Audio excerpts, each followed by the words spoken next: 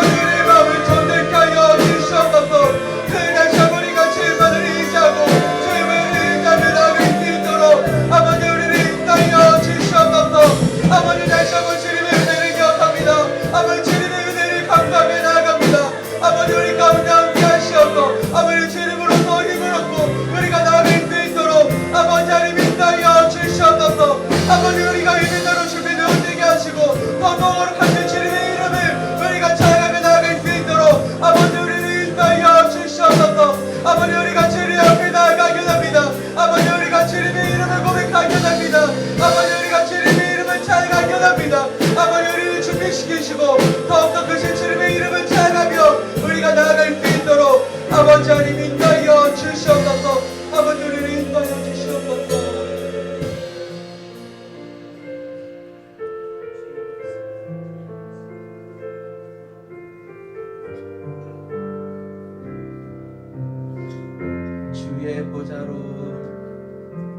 주의 보좌로 나아갈 때에 어떻게 나가야 할까? 나를 구원한 주의 십자가 그것을 믿으며 가네. 주의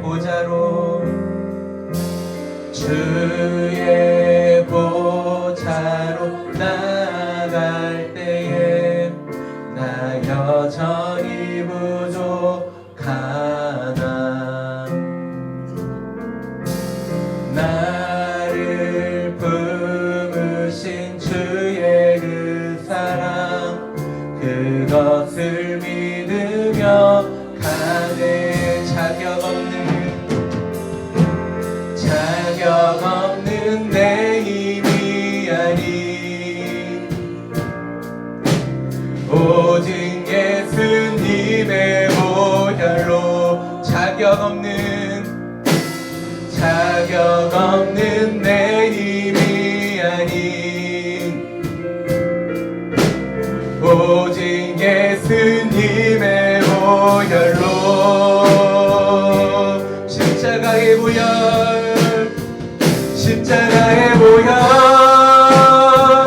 완전하신 사랑 힘입어 나아갑니다. 십자가의 보혈 완전하신 사랑 힘입어 예배합니다. 주의 보좌로 나아갈 때에 어떻게 나가야 할까? 나를 구원한 주의 신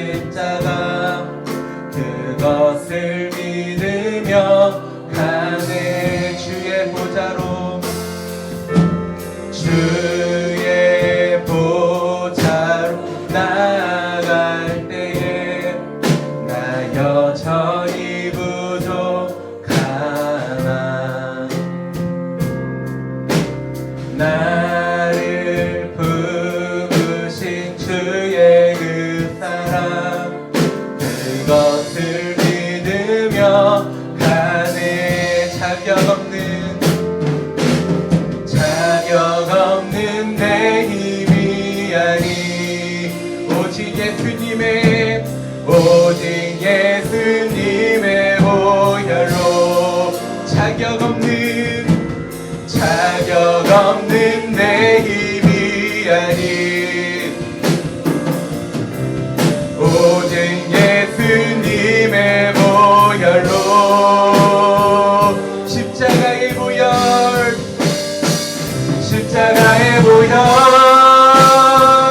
완전하신 사랑 힘입어 나아갑니다. 십자가의 보혈 완전하신 사랑 힘입어 예배하 십자가의 보혈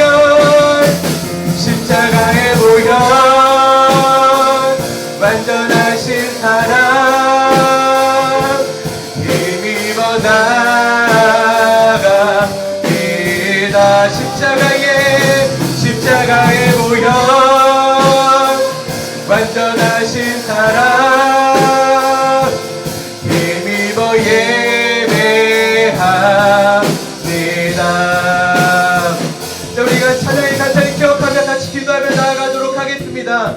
하나님 아버지, 우리가 주님의 보혈을 의지하며 나아갑니다. 아버지, 나의 생각과 나의 것을 내려놓고 육신의 것들을 내려놓고 다시 한번 주님을 의지하며 나아가기 원합니다. 다시 한번 주님 아버지 우리를 인도하여 주시옵소서라고 다시 한번 우리가 주님의 이름을 외치시며 우리가 십자가의 보혈을 의지함으로 같이 나아가도록 하겠습니다.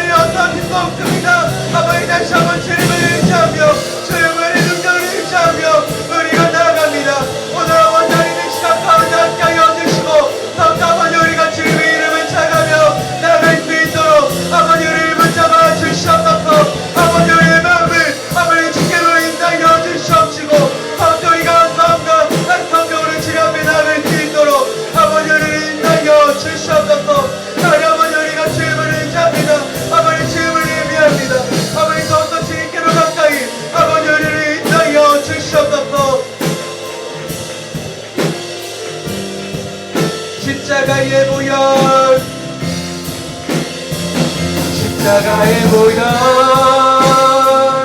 완전하신 사랑 힘입어 나아갑니다. 십자가의 보혈 완전하신 사랑 힘입어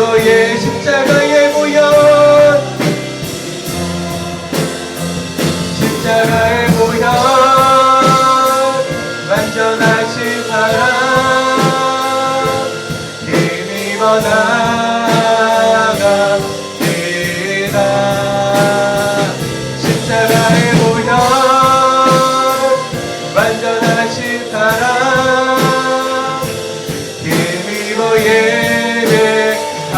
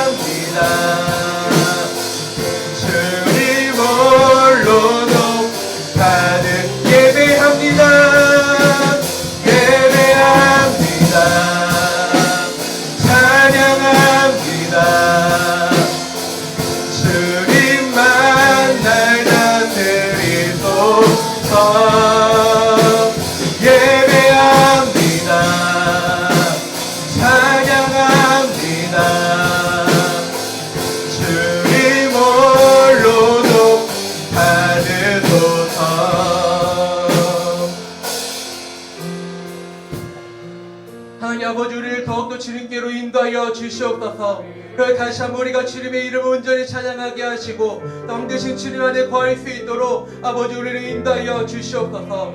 아니 이 시간 가운데 세일에 가신 주님의 이름을 찬양하고 주님의 구별의 능력을 의지하며 나아갑니다. 이 시간 가운데 함께하여 주시옵소서. 하나님 감사합니다. 예수님의 이름으로 기도드렸습니다. 아멘. 우리 같이 일어나셔서 죄에서 자유롭게 하면 찬양하며 나아가도록 하겠습니다.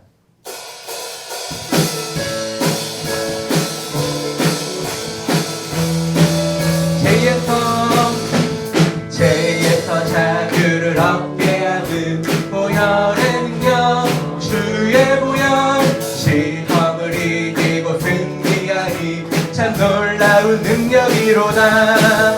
주의 보혈 능력이로다. 주의 피 믿으오 주의 보혈 그 어린 양의 배우기 중한 피 죄에서 자유를 얻게 하는 보혈의 능력 주의 보혈 시험을 이기고 승리하니 참 놀라운 능력이로다. 주의 보혈 능력이로다. 주의 피 믿으오 주의 보혈 그 어린 양의 배우기 중한 피로다. 육체의 정욕을 이기리는 보혈의 능력 주의 보혈 정결한 마음을 얻게 하니 참 놀라운 능력이로다. 주의 보혈 능력이로다. 주의 피 믿으오 주의 보혈 그 어린 양의 배우기 중한 피로 눈보다 더 비게 밝히는 것 보혈의 능력 주의 보혈 부정한 모든 것 밝히시니 참 놀라운 능력 주의 보혈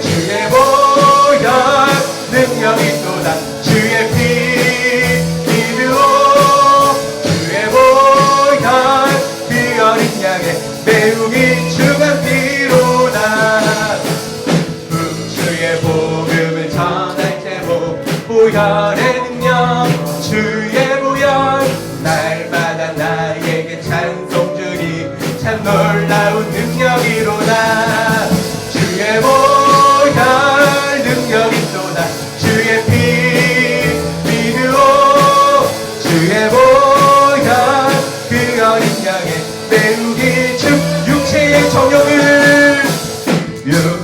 정욕을 이기는 보혈의 능력 주의 보혈 정결한 마음을 얻게 하니 참 놀라운 능력이로다. 주의 보혈 능력이 쏟아 주의 피 믿으오 주의 보혈 그 어린 양의 배우기 중한 우주의 복음을 전할 제목 보혈의 능력 주의 보혈 날마다 나에게 찬송 주니 참 놀라운 능력이로 주의 보혈 능력이 쏟아 주의 피 믿으오 주의 보혈 그 어린 양의 배우기 주의 보혈 능력이 쏟아 주의 피 믿으오 주의 보혈 그 어린 양의 배우기 중함으로 찬양하세 아멘 찬양하세 함께 소리 높여 찬양 드리세 찬양하세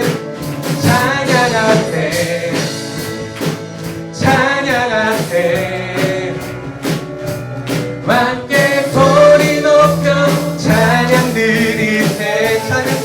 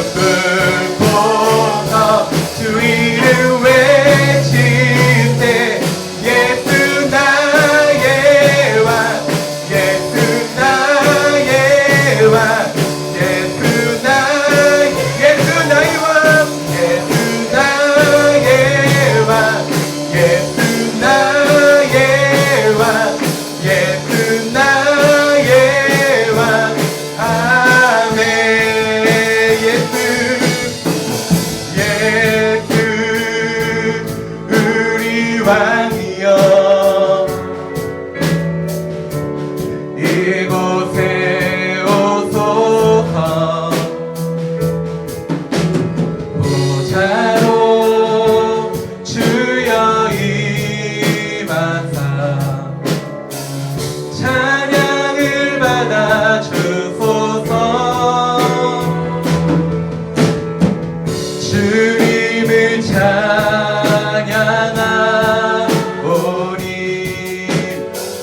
주님을 경배하오니 왕이신 예수여 오셔서 자정하사 다스리소서 예수 우리 왕이여 예수 우리 왕이여 이곳에 오소서 보좌로 주여 임하사 찬양을 받아 주소서 주님을 찬양하오니 주님을 경배하오니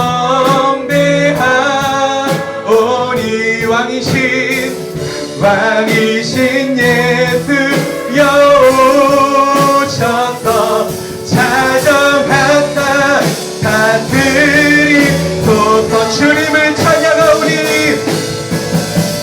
주님을 찬양하오니 주님을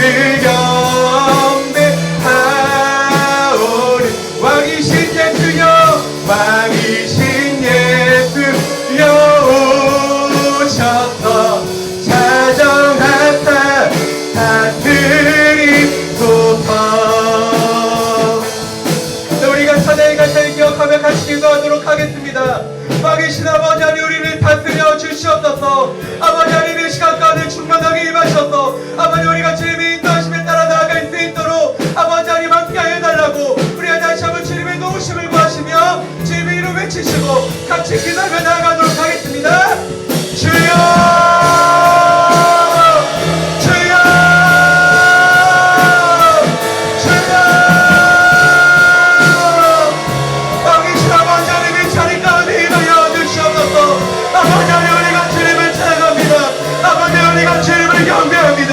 아버지 우리가 주님 앞에 무릎을 꿇고 나아가오니 아버지 우리 찬양을 받아주시옵시고 아버지 우리 고백을 받아주시옵소서. 아버지 왕이신 아버지 하나님의 자리 가운데 아버지 우리 가운데 임하여 주시옵소서.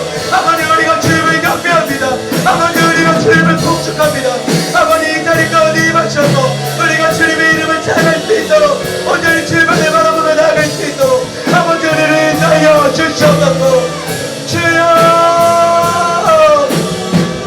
왕이신 예수여 오셔서 자정하사 다스리소서. 주님을 찬양하오니 주님을 찬양하오니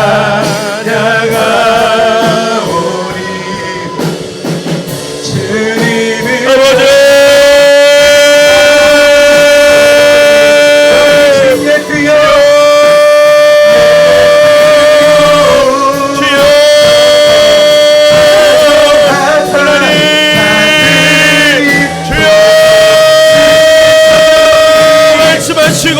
우리 왕이 되어주소서. 주의 은총에 주님의 인도하심에 주의 통치에 주님의 역사에 주님의 일하심에 우리 오늘도 따르고 순종하며 엎드리고 무릎 꿇는 역사가 있어 일어나게 없소서.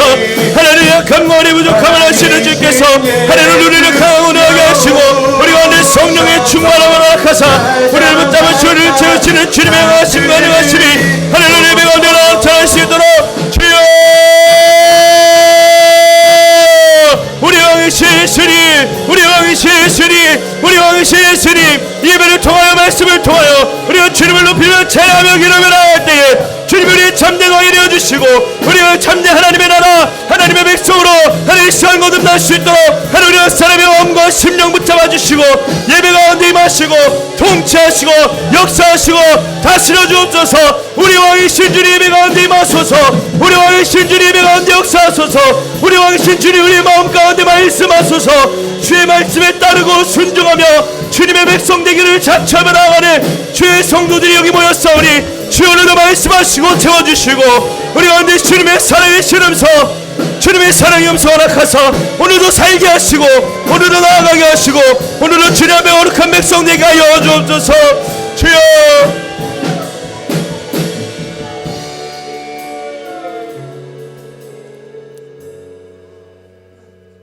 왕이신 예수님, 이 시간 우리가 우리의 왕 되신 주님을 높이며 찬양하며 경배하며 부르짖으며 외치며 나아갈 때에 주님께서 예배 가운데 임하시고 좌정하시고 다스리셔서 참된 우리의 왕이 되어주시는 놀라운 은혜 시간 되게 하여 주시옵소서. 하나님, 이 시간 예배 가운데 왕이신 주님의 백성 되기로 자처하는 거룩한 성도들이 모였사오니 하나님 오늘도 말씀하시고 채워주시고 우리의 마음을 만져주시고 도전하시고 우리 삶 가운데 주님이 가장 기뻐하시고 원하시는 삶의 열매들이 맺어질 수 있는 결단 이루어지게 하여 주시옵소서. 하나님, 우리는 약하나 우리 가운데 말씀하시는 성령 하나님의 음성이 들리기를 소망합니다. 우리는 부족하나 우리를 거룩하게 하시고 우리를 온전케 하시고 우리를 정결케 하사 오늘도 주의 품에 안으시는 성령 하나님의 일하심이 하나님 이 시간도 드러나고 나타나기를 소망하오니 살아계신 성령 하나님 오늘도 일하여 주시옵소서. 우리를 정결케 하시고 품어주시옵소서. 우리를 받아주시옵소서. 우리를 주의 백성 삼아주시고 주의 것 삼아 주시옵소서. 하나님, 오늘 예배 가운데도 말씀하시고 일하시고 드러나고 영광 받으실 주님을 높이며 감사하며 살아계신 예수 그리스도 이름으로 기도합니다. 아멘. 우리 말씀 보겠습니다. 미가서 6장입니다.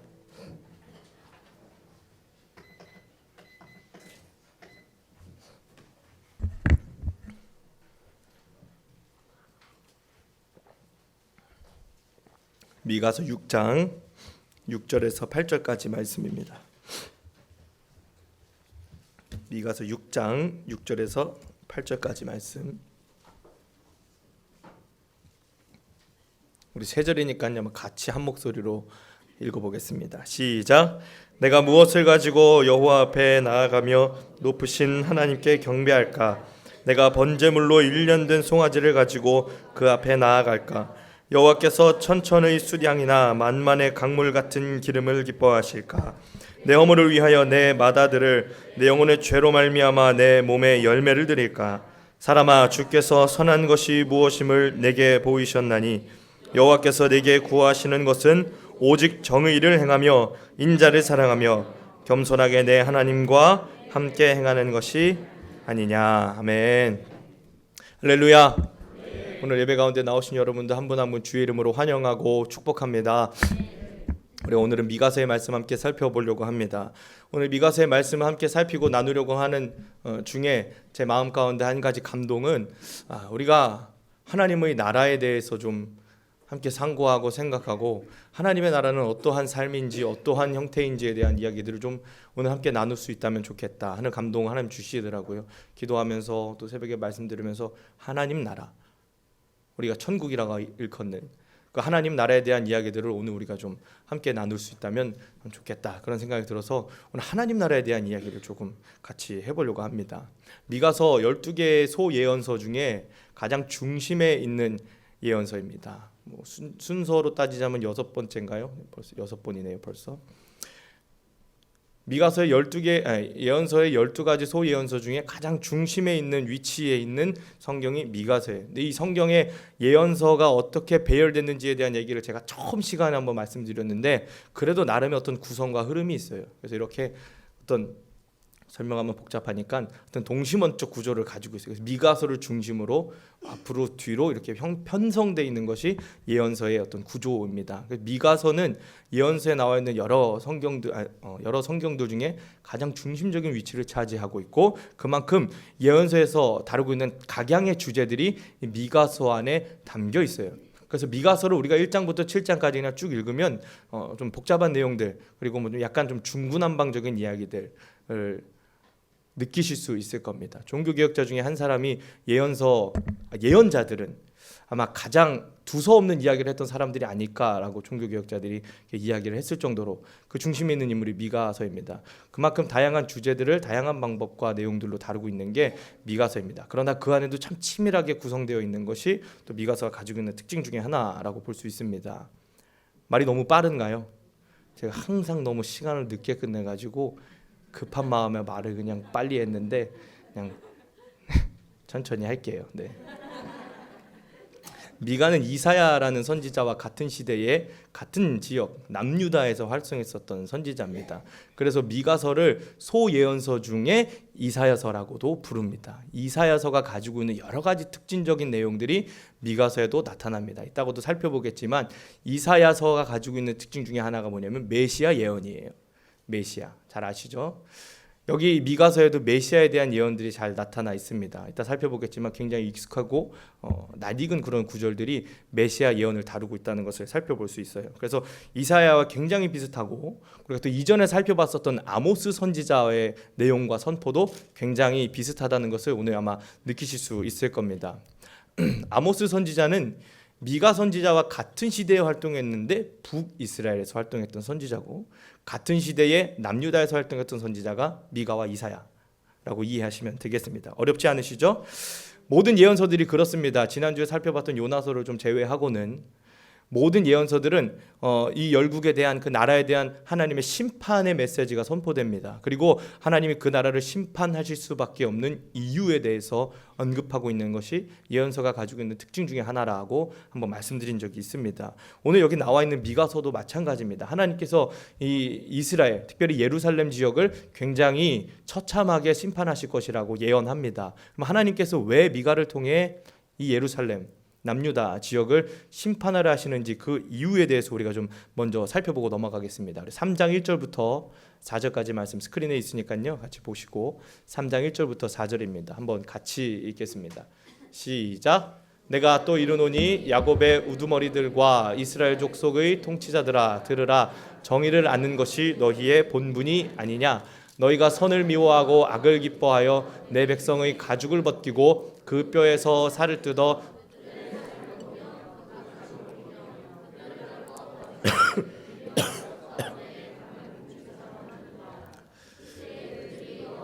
부르짖을지라도 응답하지 아니하시고 그들의 행위가 악했던 만큼 그들 앞에 얼굴을 가리시리라.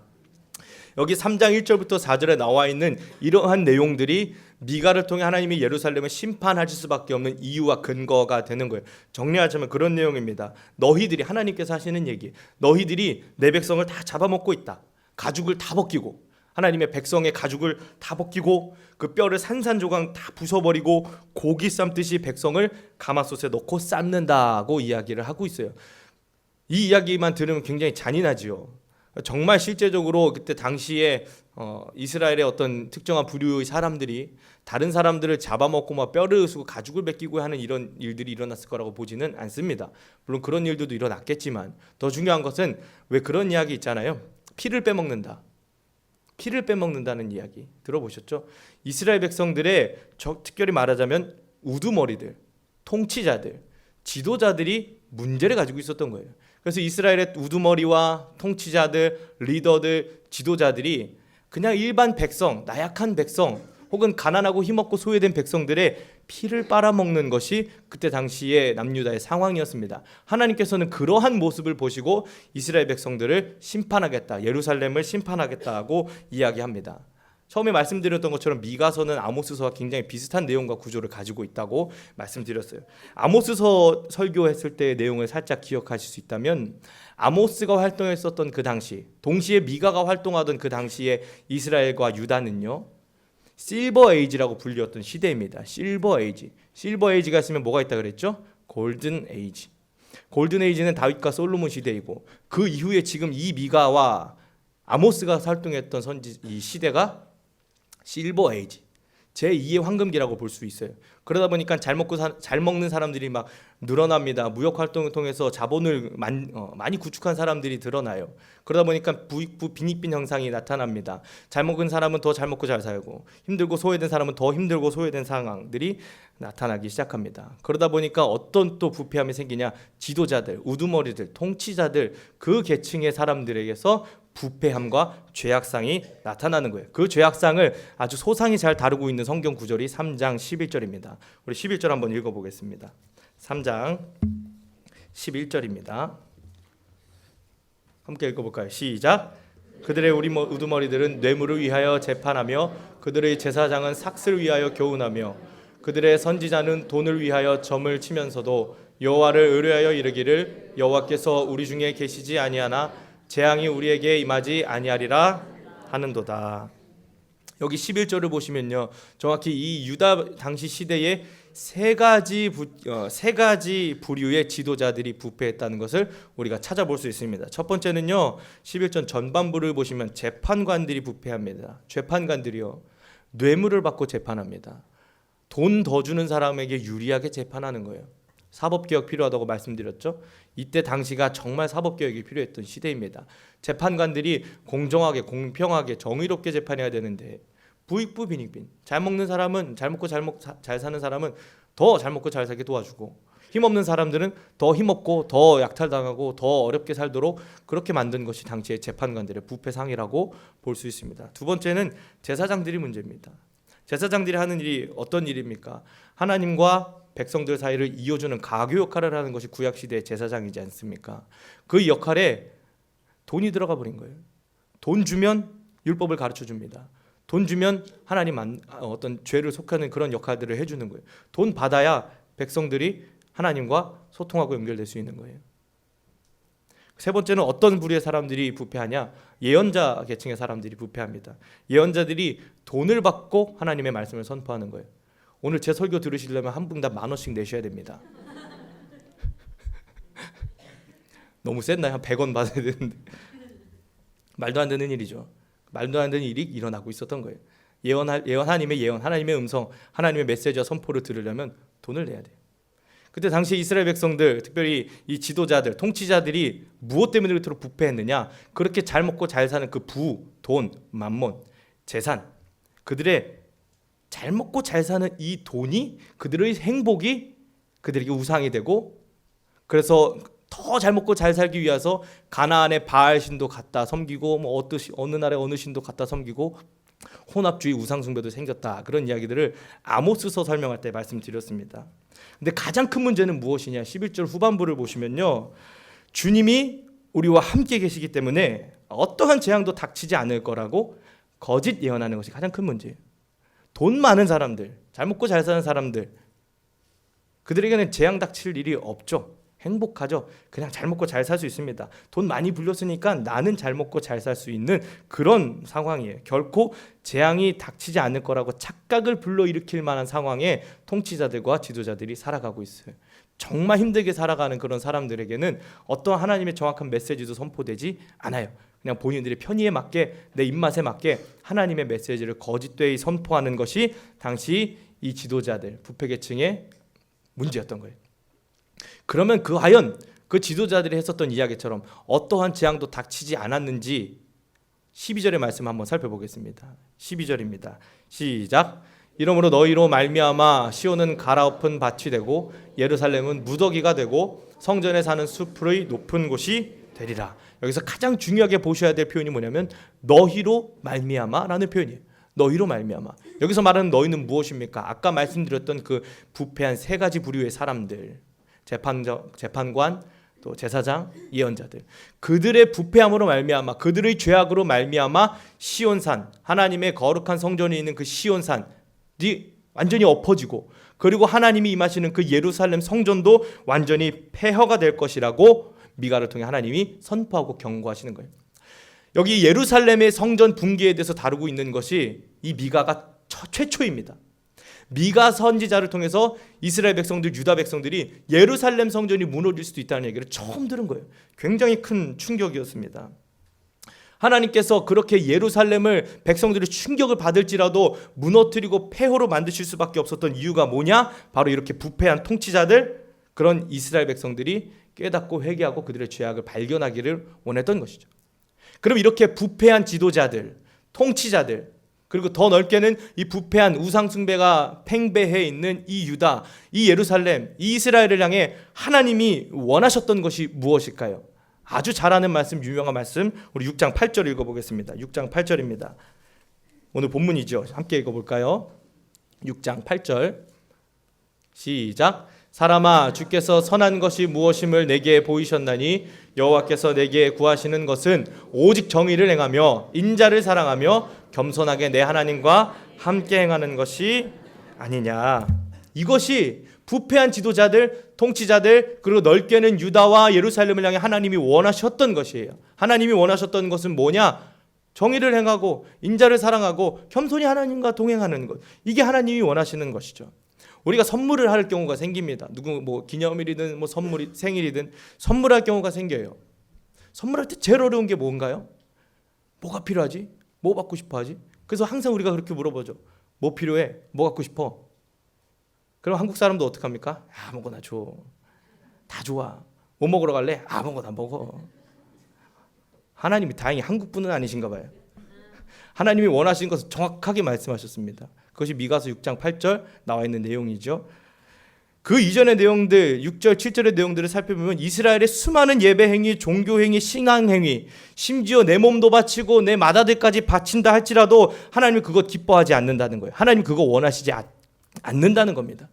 당시 이스라엘에는 겉보기에는 굉장히 어떤 잘 갖추어진 어떤 시스템화된 굉장히 체계적인 예배 행위, 신앙 행위, 잘 갖추어진 종교 행위는 있었을지도 모릅니다. 그러나 그 모든 것들 위에 하나님이 기뻐하심, 하나님이 기쁘게 받으심은 없었던 거예요. 하나님이 정말 원하시는 것은 그런 행위, 그런 어떤 종교적인 모습들, 제사, 제물 아니라는 거예요.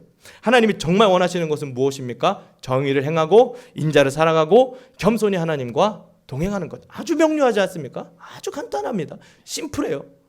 하나님이 복잡한 분 아니라 참 다행입니다. 그렇게 심플하고 정확하게 이스라엘 백성들에게 알려주셨어요. 여기 하나님이 원하시는 이러한 내용들을 우리 지난번 아모스서 살펴봤을 때 살펴봤던 내용입니다.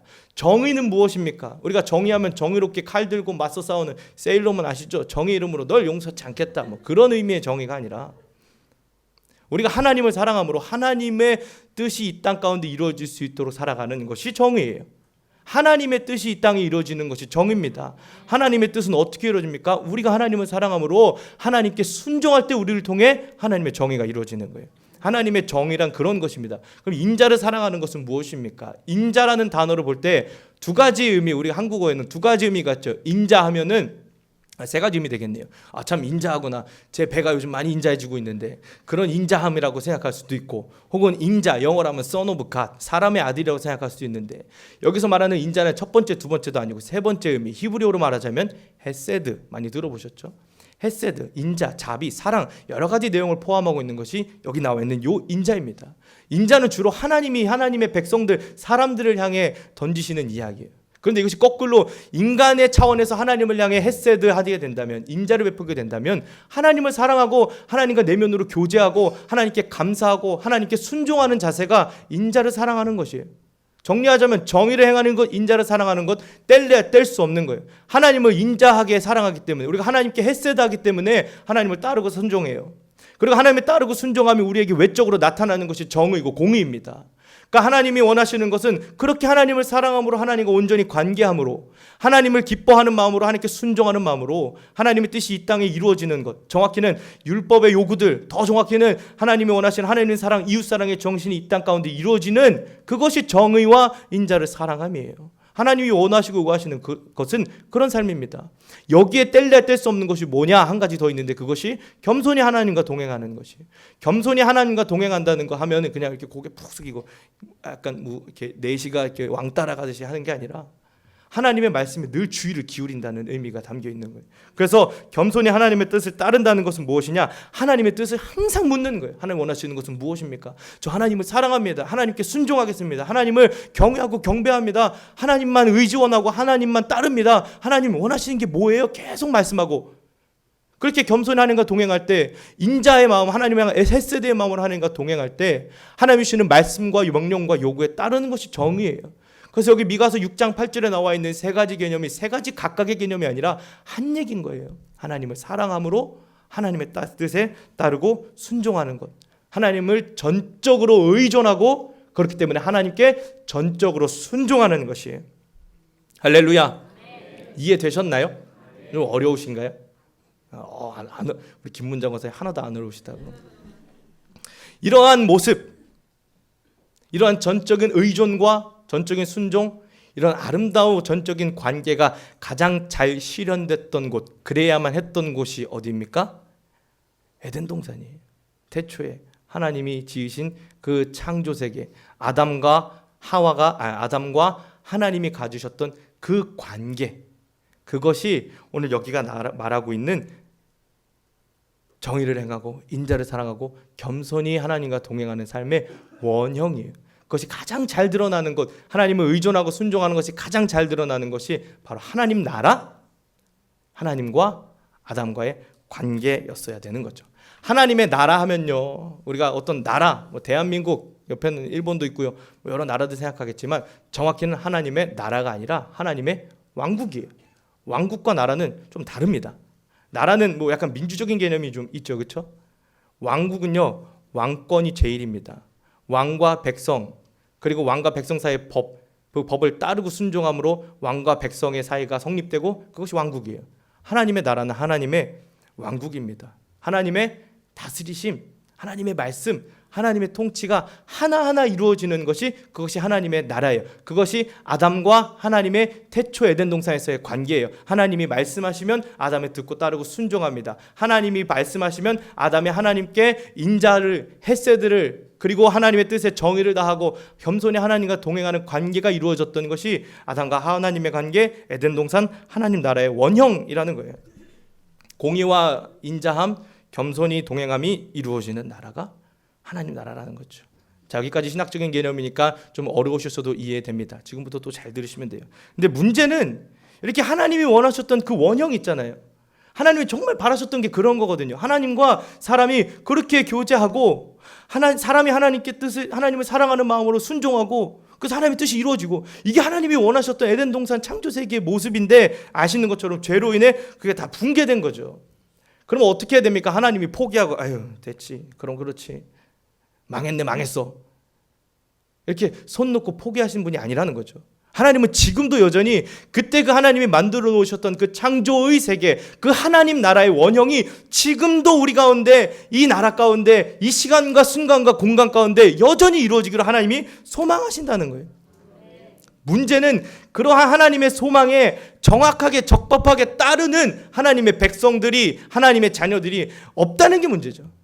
가장 그선 사람들이 없었던 것이 오늘 여기 나와 있는 이 미가서에 나와 있는 모습들 아니겠습니까? 이 통치자들이 그랬던 거예요. 하나님이 원하시는 거 분명합니다. 하나님 나라가 이루어지는 거예요. 정의를 행하고 인자를 사랑하고 겸손히 하나님과 동행하며 의존하고 순종하는 하나님 나라가 이스라엘에 이루어지기를 원했고 예루살렘에 이루어지기를 원했어요. 그런데 말씀드렸던 것처럼 통치자들이 다 부패하고 하나님보다 돈을 더 숭배하게 되고 하나님의 뜻이 아니라 내 내면의 소리에 귀를 기울인 나와 나의 교제가 이루어지는 이러한 부패함이 하나님의 기대와 하나님의 소망을 다 저버리고 무시해버린 거예요. 찾아볼 수 없는 거예요. 눈 씻고 찾아볼 수 없는 겁니다. 그래서 하나님께서 하나님의 기대와 소망에 전혀 어울리지 않는 이스라엘과 예루살렘, 유대 백성들을 향해 주신 소망이 있어요. 야, 너네 백성 안 돼, 이제 끝이야, 완전히 멸망해버리고 없어져, 죽어버려, 보이지도 마 하신 게 아니라, 그런 하나님을 끝까지 사랑하는 마음으로 그 백성들을 향해, 비록 하나님의 기대와 소망에는 전혀 정반대되지만 끝까지 포기하지 않으시고 하나님이 보여주셨던 소망이 있습니다. 그게 뭘까요? 그것이 바로 메시아 예수 그리스도입니다.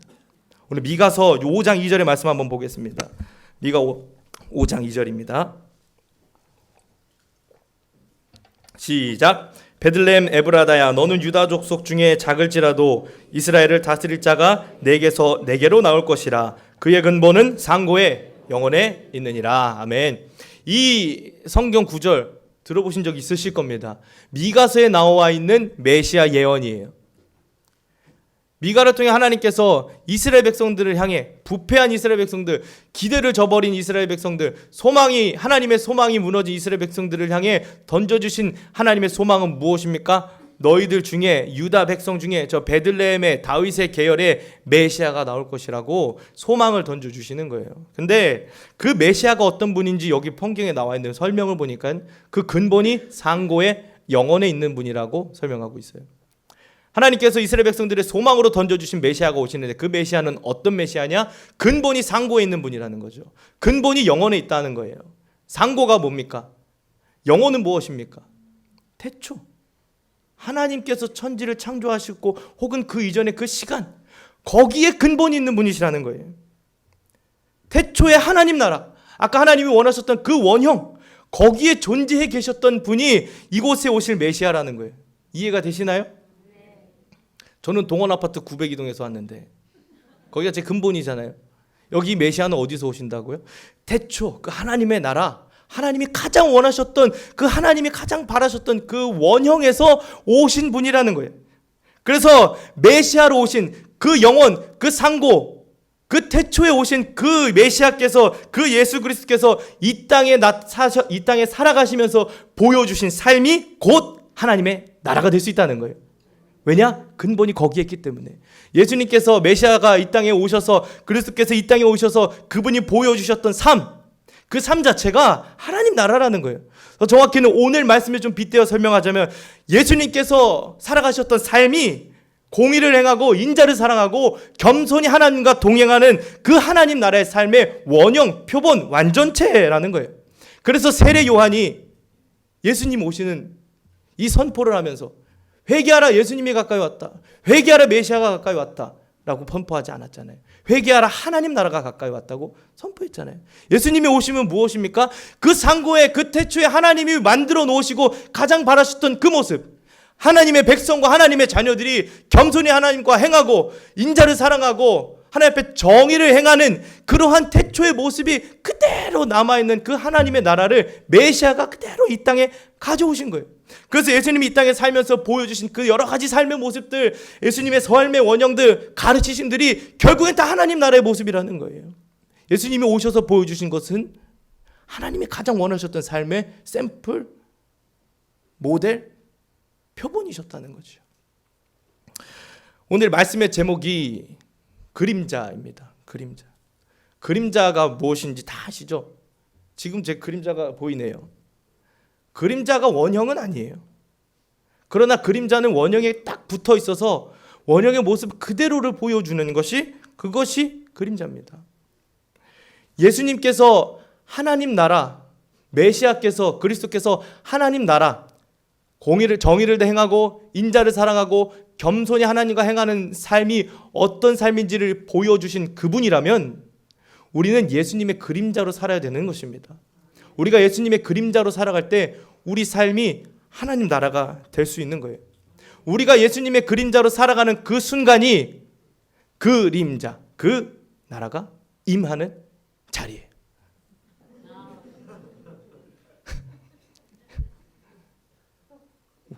박중렬 간사님 굉장히 웃으셨는데 다시 정리해 볼까요? 우리가 예수님이 살아가셨던, 예수님이 하나님을 향해 보여주셨던 하나님의 뜻을 이루기 위해 이 땅에 태어나시고 성육신하시고 십자가 지시고 죽으시고 하나님을 사랑하는 마음으로 겟세마네 동산에서 끝까지 순종하시고 겸손히 매순과 하나님과 동행하셨던 그 예수님의 삶이 하나님 나라를 살아가는 삶의 모습이라면 우리가 그 예수님의 삶을 그대로 본받아 예수님의 그림자로서의 삶을 살아가면 그 순간이 그 나라가 임하는 자리가 된다는 것입니다. 하나님의 나라는 어떤 나라입니까? 정리하자면 하나님께 순종하는 나라, 하나님께 의존하는 나라, 하나님의 가르침에, 하나님의 말씀에 하나하나 순종하고 따르는 나라가 하나님 나라예요. 그것을 가장 잘 사셨던 것이 메시아, 상고에서 그 원형에서 오신 메시아, 예수님이라는 것이고, 우리가 그 예수님을 따라 그 예수님의 그림자로 살아가면 우리 삶도 똑같이 예수님이 사셨던 하나님의 나라가 우리 삶에도 이루어질 수 있다는 것이죠. 예수님이 살아가신 것처럼 하나님의 뜻에 따르는 정의의 삶을 살아가면 우리 삶에 하나님 나라가 임합니다. 예수님이 살아가셨던 것처럼 하나님을 사랑하는 인자의 삶을 살아가면 우리 삶에 하나님 나라가 임합니다. 예수님이 사셨던 것처럼 하나님과 늘 겸손히 행하고 하나님의 뜻을 구하며 하나님과 동행하는 삶을 우리도 살아가면 우리 삶에 하나님 나라가 임하게 됨을 믿습니다. 할렐루야. 천국 가고 싶으시죠? 천국은요, 가는 곳이라고 볼 수도 있겠지만 저는 오늘 천국을 그렇게 정의하고 싶어요. 천국은요, 상태예요. 로마서 14장 17절을 보시면, 오늘 본문에는 없지만 로마서 14장 17절을 보시면 하나님 나라는 희락, 기쁨, 평강, 그런 상태예요. 먹고 마시는 것이 아니라고 이야기해요. 근데 저는 주일학교 때 그렇게 배웠습니다. 야, 현이야, 너 이렇게 하다가 천국 못 가. 너 지옥 가. 너 그렇게 하면 지옥 가서 혀 뽑혀.